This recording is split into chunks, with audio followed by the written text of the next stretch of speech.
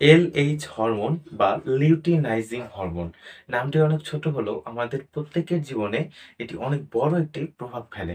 যেমন পুরুষদের ক্ষেত্রেই তাদের টেস্টোস্টেরন যে হরমোনটি রয়েছে এর ভারসাম্যহীনতা বজায় রাখে এবং এর উৎপাদন বৃদ্ধি করে।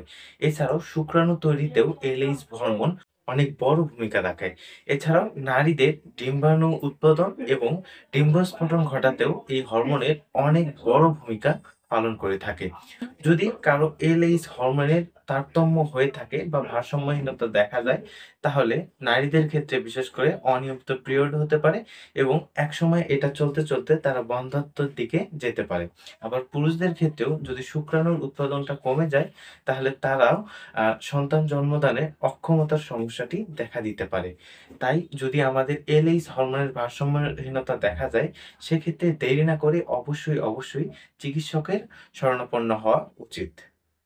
হোমিওপ্যাথিক চিকিৎসা ও শিক্ষা সংক্রান্ত সকল ধরনের তথ্য পেতে হোমিও অনুশীলনের ফেসবুক পেজটি ফলো এবং ইউটিউব চ্যানেলটি সাবস্ক্রাইব করে সাথেই থাকুন। ধন্যবাদ।